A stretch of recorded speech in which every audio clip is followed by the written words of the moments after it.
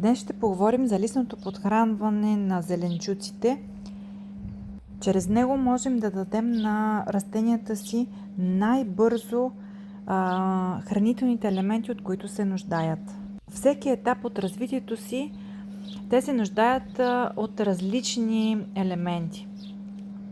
Днес ще говорим в етап плододаване, наедряване, плододаване и беритба.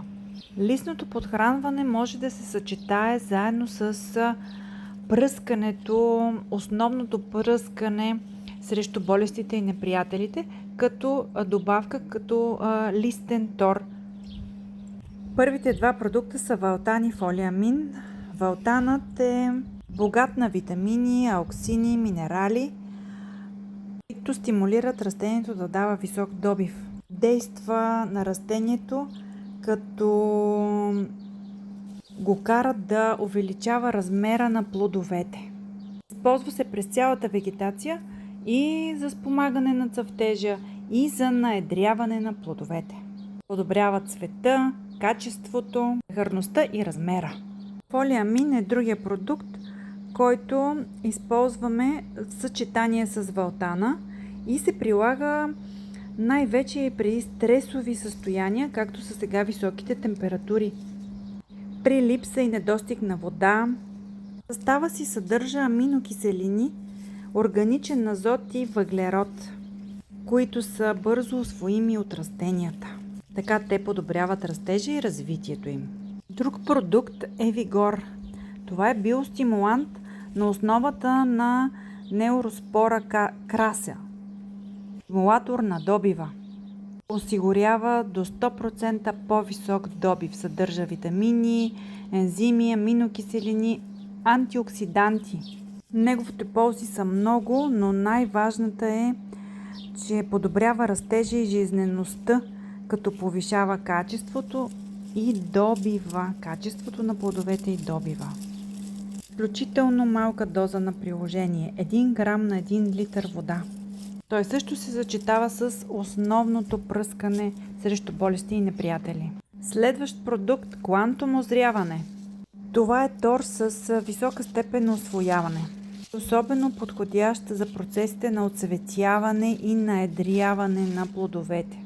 Повишава захарността им. Цветът им е равномерен, а плодовете вкусни и пълни с захари. Следващия продукт е бициен плод. Съдържа калий, бор и ортосилициева киселина, която укрепва клетъчната стена и предотвратява загниването и напукването на плодовете. Повишава твърдостта им и ги устойчиви на слънчев пригор. Предотвратява инфекциите от болести и нападенията от насекоми и вредители.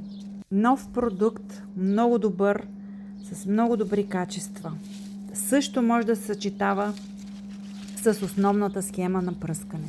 Не на последно място, миналия път говорих в видеото за почвено подхранване за наноферт, новата технология, новия тор, който има много малка доза, до 5 пъти по-бързи резултати, по-бързо усвояване, 5 пъти по-бързо се усвоява чрез листата и корените, ракетна скорост на действие.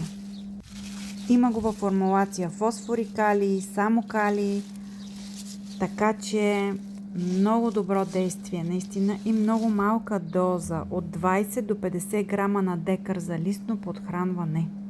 Усвоява се благодарение на наличието на микробни екстракти. Така хранителните вещества са обогатени с тях и в специфичните фази на развитие, в случая плододаване, повишава усвояването и ефикасността на торовете. Като листен тор тук също не е за подценяване калция, за да може да имаме правилно усвояване на калция, ни е необходима вода. Изгледайте видеото за калциев дефицит, там подробно съм обяснила как и защо се получава калциев дефицит. Използваме калциеви торове за листно подхранване. Високите температури пък водят до стрес на растението. Тук на помощ идва стоп стрес пръскането ни. Азото Хелп, Липосам и Органик Баланс.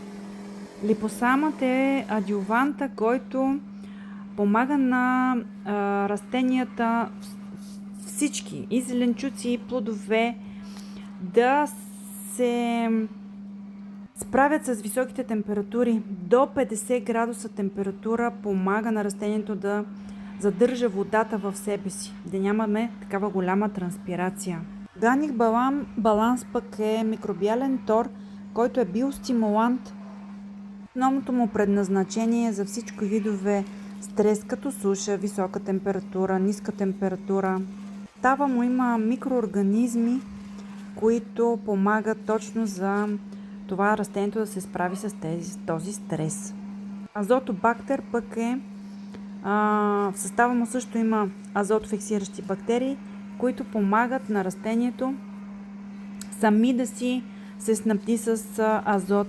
Преработва азот от въздуха и го поднасят на растенията. Азотфиксиращите бактерии в него помагат да се усвоят средно 3 кг азот на декар. Растенията сами си ги усвояват от въздуха. По този начин имаме чисти плодове и зеленчуци от нитрати. За дългосрочно съхранение, за качествени плодове след беритба, за сладки и вкусни с висока захарност плодове и зеленчуци, на помощ идва пък схемата Микохелп, Фитобакт и Липосам. Микроорганизмите в тези продукти предпазват продукцията ни от гъбични и бактериални заболявания в процес на съхранение. И най-голямата награда за всеки стопанин е, когато започне да бере плода на своя труд. Но не какъв да е плод, а чист плод от пестициди. Без остатъчни количества, без отрови.